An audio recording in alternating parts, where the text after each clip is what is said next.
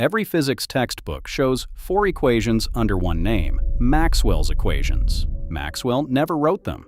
His own version ran to about 20 equations in 20 variables. The 4 we learned today were assembled by Oliver Heaviside in 1884. Maxwell had been dead for 5 years.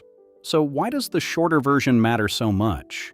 Because squeezing 20 equations into 4 made something visible that had been buried in the arithmetic. 2 numbers, measured on a laboratory bench with a coil and a jar of charge, predicted the speed of light. Nobody had set out to explain light. It fell out of the equations. Here is the plan. First, what a field actually is. Second, the only 2 questions we can ask about any field. Does it spread out and does it swirl? Third, we answer both questions twice, once for electricity and once for magnetism. That gives us the 4 equations. And finally, we put 2 of them together and watch light appear. Start with the thing almost everyone gets wrong. Electricity and magnetism are taught as 2 separate forces. Static on a doorknob is one, a compass needle is the other. They feel unrelated. They are not. They are 2 views of a single thing, and which view we get depends on how we are moving. Hold a charge still, and we measure an electric field around it. Walk past that same charge, and we measure a magnetic field as well. Nothing about the charge changed. Only our motion changed. This is why the subject has one name, electromagnetism. The 4 equations are what tie the 2 views together. But before we can read them, we need to be clear about what a field is. That word is doing a lot of quiet work. A field is simpler than it sounds. It is a value attached to every point in space. Temperature in a room is a field. At every point there is a number, in degrees. A number on its own is called a scalar. It has size and nothing else. Wind is different. At every point in the room, the air has a speed and a direction. A quantity with both size and direction is called a vector. We draw a vector as an arrow. The length is the size, and the way it points is the direction. Electric and magnetic fields are vector fields. At every point in space, each one has a strength and a direction. So, a field is not an object sitting in space. It is a rule that answers the same question at every point. If we put a small test object here, which way would it be pushed and how hard? Let us put a real charge in and find out. Here is a single positive charge, alone in space. It touches nothing, but bring a second positive charge close, and the second one is pushed away. The electric field is our map of that push. At every point around the charge, we draw an arrow. The arrow points the way a small positive test charge would be pushed. The length of the arrow is how hard. Close to the charge, the arrows are long. Further out, they shrink quickly. Double the distance, and the push drops to a quarter. Flip the sign of the charge, and every arrow flips with it. The arrows now point inward, so the electric field has a clear shape. It points away from positive charge and toward negative charge. It spreads out from its source. Hold on to that word, spreads. We are going to need it. But first, a way to feel what a field really is. Think about a speaker playing music across a room. We cannot see anything between the speaker and our ear, but the air carries a pattern of pressure, and the eardrum feels it. At every point in the room, the air is pushed by a certain amount, in a certain direction. That is a field, and nobody finds it mysterious. The electric field works the same way. It is a map of push, filled in at every point, made by the charge. There is one difference, and it matters. The electric field does not need air. It works in a vacuum with nothing there to carry it. That bothered physicists for a long time. It is also the reason the equations we are building can describe light crossing empty space. Now, one change to our charge, and a completely different field appears. Take the charge and make it move. A stream of moving charge is an electric current, and current makes a second kind of field, the magnetic field. Here is a straight wire carrying current upward. Put a compass beside it, and the needle does not point at the wire. It points around it. Move the compass to the other side, and the needle reverses. The magnetic field wraps the wire in circles. There is a simple way to remember the direction. Point the right thumb along the current. The fingers curl the way the field goes. This is called the right-hand rule. And notice what has already changed. The electric field spread outward from its source. The magnetic field does not spread outward from anything. It closes on itself. That difference is not a small detail. It turns out to be one of the 4 equations. So we have 2 fields. Now we need a way to describe their shape. There are only 2 useful questions to ask about any vector field, and here is the first. At a given point, is the field spreading out or is it collecting in? That is called divergence. Picture a small imaginary box around a point. Count the arrows going out through its walls. Count the arrows coming in. If more goes out than comes in, the divergence is positive. There is a source inside.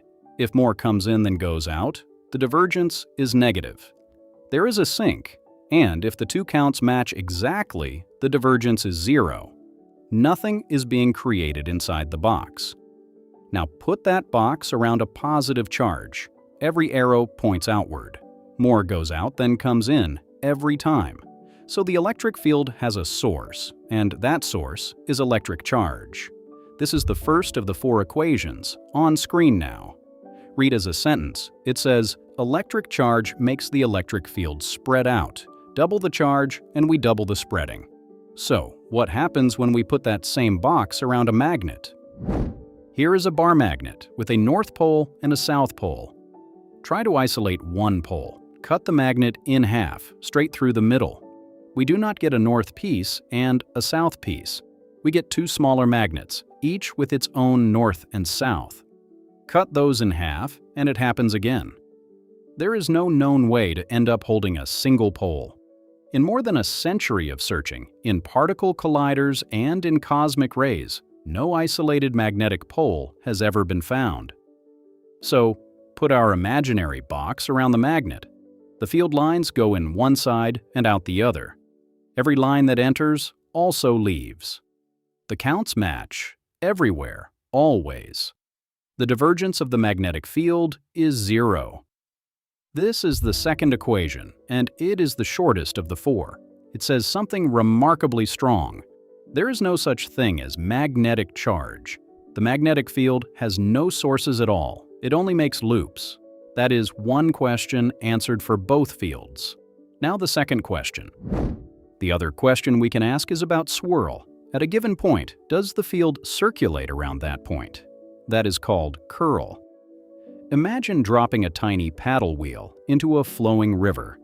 If the water on one side pushes harder than on the other, the wheel spins. That spin is the curl. If the wheel drifts along without turning, the curl is 0.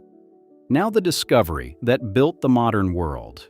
Michael Faraday found that a changing magnetic field creates a curling electric field. Not a steady magnetic field, a changing one. Move a magnet near a loop of wire, and a voltage appears in the loop. Hold the magnet still, and the voltage disappears.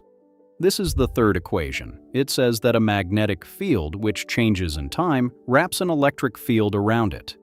And the faster the change, the stronger that electric field. This is not a laboratory curiosity. Every generator in every power station on Earth is this equation, running continuously. Spin a magnet near a coil, and electricity comes out. But one piece is still missing. The fourth equation is the mirror of the third, with an addition that Maxwell made himself. Ampere had shown that current makes a curling magnetic field. That is our wire from earlier, with the field wrapping around it. True and useful and incomplete. Maxwell found the gap using a capacitor, which is just 2 metal plates with a space between them, storing charge. Charge flows into one plate and out of the other, so there is current in the wires. But no current crosses the gap. Nothing is moving through it at all. And yet a magnetic field is clearly there, wrapping the gap, exactly as if current were flowing. So Maxwell added a second source. A changing electric field, he proposed, creates a curling magnetic field on its own. No charge needs to move. In the gap, the electric field grows as the plates charge, and that change is enough. This is the fourth equation. That one added term is the entire reason the set can describe light. Now watch what it does. Put the last two equations side by side. A changing magnetic field makes a curling electric field. A changing electric field makes a curling magnetic field. Now let them feed each other. Start with a magnetic field that is growing. It creates an electric field around it. That new electric field is also growing, so it creates a magnetic field around itself, which grows and creates another electric field. Neither one ever settles. The pair sustains itself, and the whole pattern moves off through empty space. That is a wave. It needs no wire, no air, and no charge to carry it. And the equations set its speed. That speed depends on only two constants, both measured on a bench. One from experiments with static charge, one from experiments with current in coils. Neither has anything to do with light. In 1862, Maxwell put the numbers in. He got 310,740 kilometers per second. The measured speed of light at the time from Fizeau was 314,858. Those agree to within about 1.5%. Two bench measurements of electricity and magnetism had predicted the speed of light, and that is why the compressed form matters. In 20 scattered equations, this result is buried in the arithmetic. In 4, it is impossible to miss. Light is not something the equations describe. Light is what the equations are. So here are the 4 equations, together. 2 questions, asked twice. Does the field spread out? For the electric field, yes. Electric charge is its source. For the magnetic field, no. It has no source at all, and no isolated pole has ever been found. Does the field swirl? For the electric field, yes, when a magnetic field changes. For the magnetic field, yes, when there is a current or when an electric field changes. That is all of classical electromagnetism. 4 lines. Every motor, every radio, every fiber optic cable, and every photon reaching us from a distant star obeys them. One thing is worth sitting with. Maxwell added his extra term for reasons of consistency, not because an experiment demanded it.